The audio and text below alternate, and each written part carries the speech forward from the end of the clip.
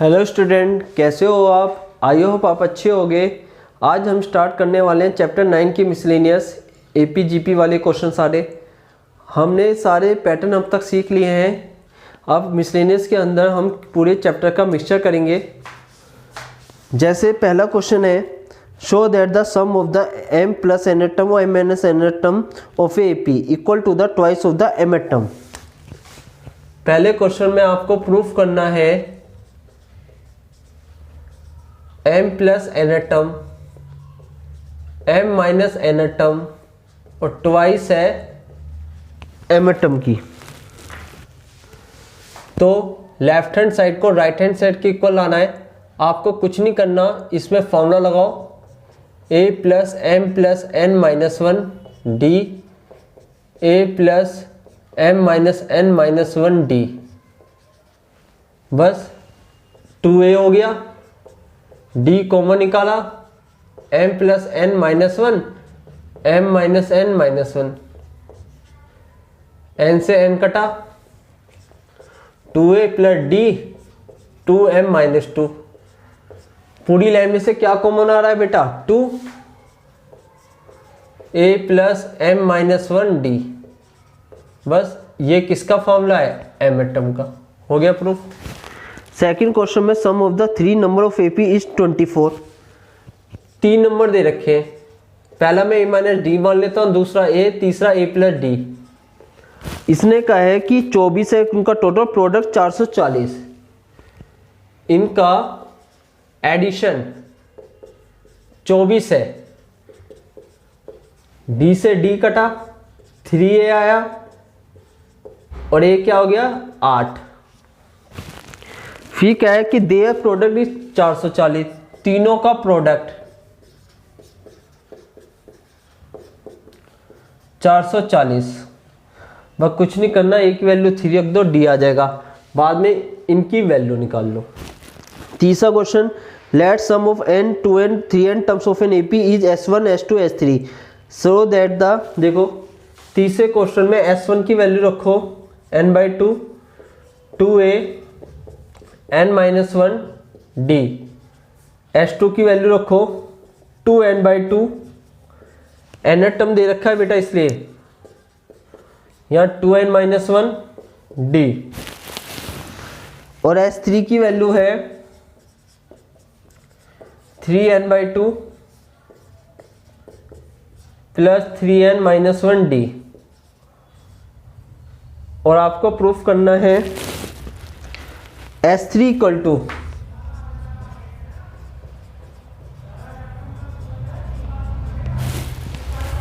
3 S2 minus S1।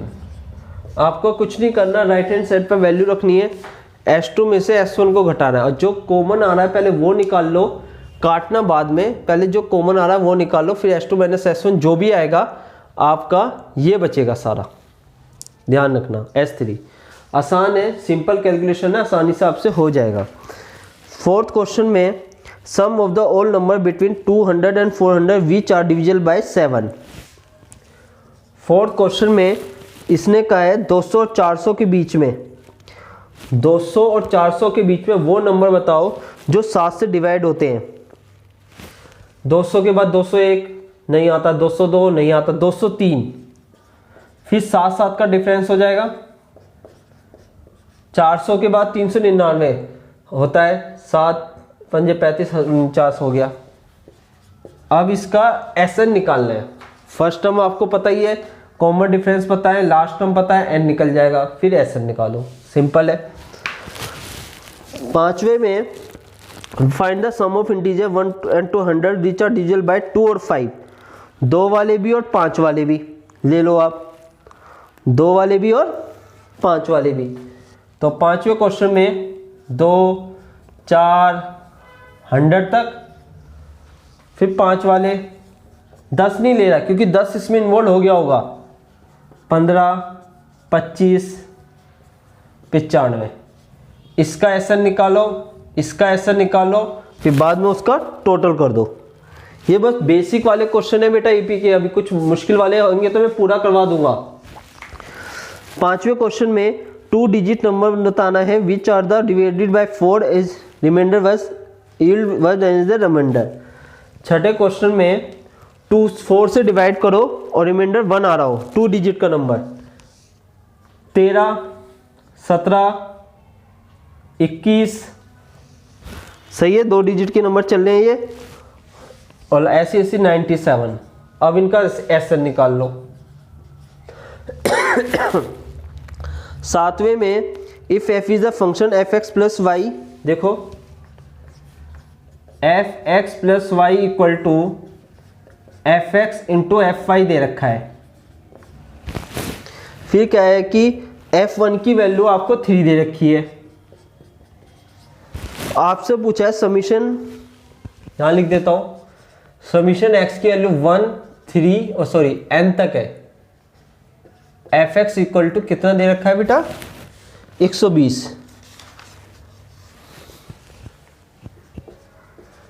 तो x की value 1 रखो, फिर 2 रखो, फिर 3 रखो, ये चलती रहेगी कहां तक, n टर्म तक, और n पूछा है आपसे तो बस निकाल लो।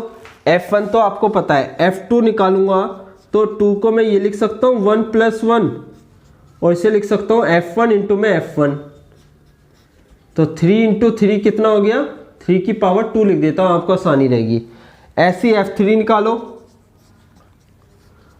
2 + 1 f2 इंटू f1, तो ये आ जाएगा 3 की पावर 2 इंटू 3, 3 की पावर 3 आ जाएगा। वैल्यू रखो 3, 3 की पावर 2, 3 की पावर 3,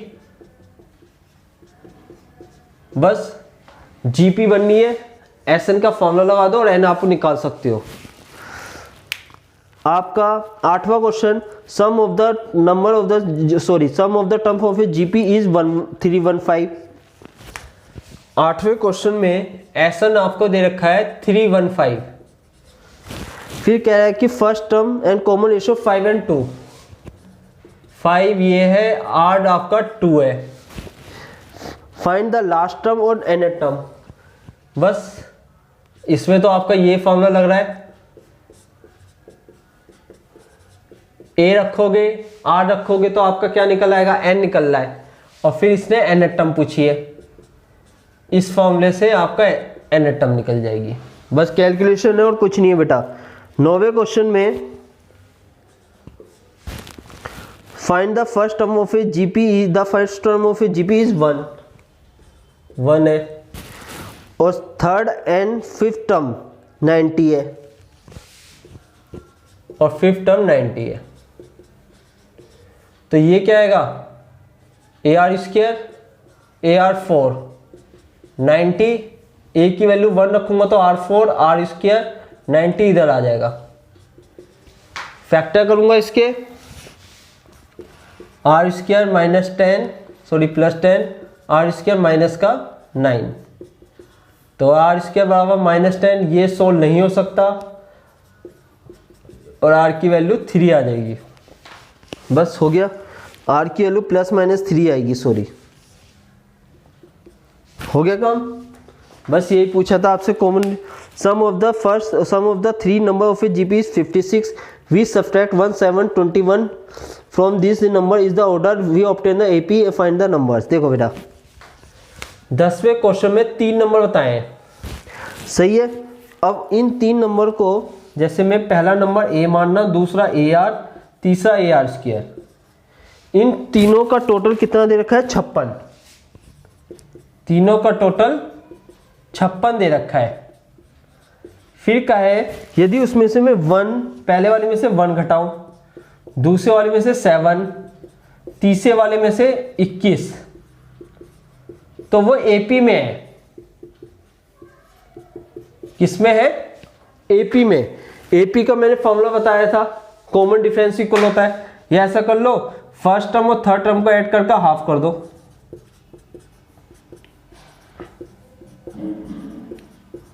21/2। और आपसे क्या पूछा, नंबर ऑफ टर्म पूछी है, सिंपल है। और फर्स्ट टर्म क्या दे रखी थी, इसमें दे ही नहीं रखी थी। देखो 2AR -14 a plus A R square minus का 22। सही है। These number in the order AP में। अब बस इसमें से कोई वैल्यू निकालो। देखो हाँ ये निकल सकती है। इसको इधर ले आया 2ar माइनस 14 8 आ गया। a plus A R square की वैल्यू को इसमें रख दो फर्स्ट में, आसानी से होगा ना। देखो a और ए आर स्क्वायर की वैल्यू को मैं रखूंगा, ए आर तो वहां बचा रहेगा, यहां क्या आ जाएगा 2ar प्लस 8 3ar 48। तो r बराबर आ गया, कट गया ये तो 16 बटे a। इस r की वैल्यू को फर्स्ट में रख दो,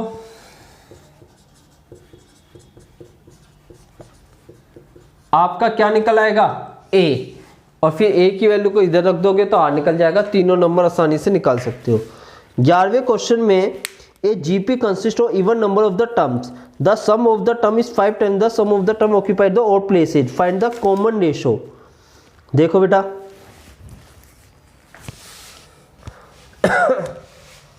नंबर ऑफ इवन टर्म्स है। पहली वाली को मैंने इवन टर्म मतलब पावर में 2n आ रहा है फर्स्ट। दूसरी वाली को इसने कहा है ओड टर्म्स है, जैसे a1 a3 ऑक्यूपाई हो रहे हैं n टर्म तक, तो ये ए आर स्क्वायर ऐसी AR4 ऐसी चलता रहेगा n टर्म तक। फर्स्ट टर्म क्या है common ratio R square, total term n है आर स्क्वायर माइनस 1। इसने कहा है कि ये टर्म इससे 5 गुना बड़ी है, तो पहली वाली इससे 5 गुना बड़ी है आर स्क्वायर माइनस 1। ये तो कट गया, इसके फैक्टर कर दो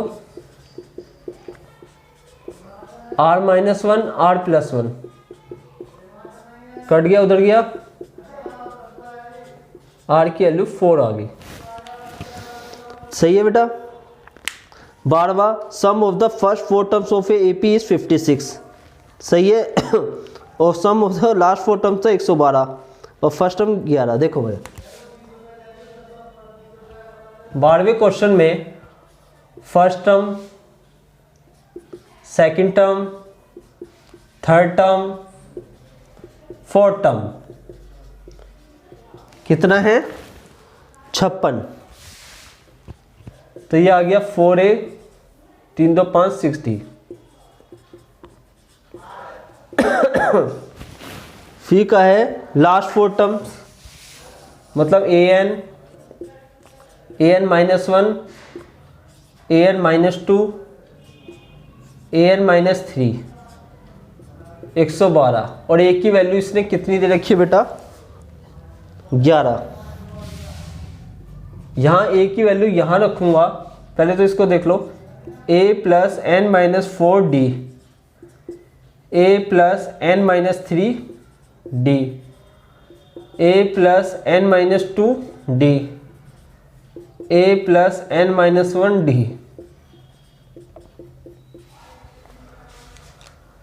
कितना आएगा 4a, ये करो 4n 4 3 7 7 2 9 1 10 minus 10 d equal to 112। ये सेकंड इक्वेशन। पहली वाली में a रखोगे d निकल जाएगा, दूसरी में a और d दोनों रखोगे तो n निकल जाएगा। 13वें क्वेश्चन में a plus B X upon में a minus B X, b plus C X upon B minus C X और c plus D X upon में c minus D X are in A B C D को GP में लाना है। 13वें question में आपको क्या रखा है a plus B X upon a minus B X, b plus C X b plus C X B minus C X और c plus D X C minus D X, ये दे रखा है। और ए बी सी डी को GP में लाना है। देखो ध्यान से इसमें हम लगा रहे हैं कॉम्पोनेंडो एंड डिवाइडेंडो। क्या होता है, ऊपर और नीचे वाली टर्म को जोड़ दो और ऊपर लिख दो, इसको जोड़ूंगा तो क्या आएगा 2a, और इसमें से इसे घटाऊंगा तो क्या आएगा 2bx, ऐसी 2b 2cx 2c 2dx, 2 से ये 2 कट गए, मतलब ऊपर एडिशन लिखा जाएगा और नीचे सब्ट्रैक्शन। इन दोनों का एडिशन ऊपर, इन दोनों का सब्ट्रैक्शन नीचे। x से मल्टीप्लाई कर दो,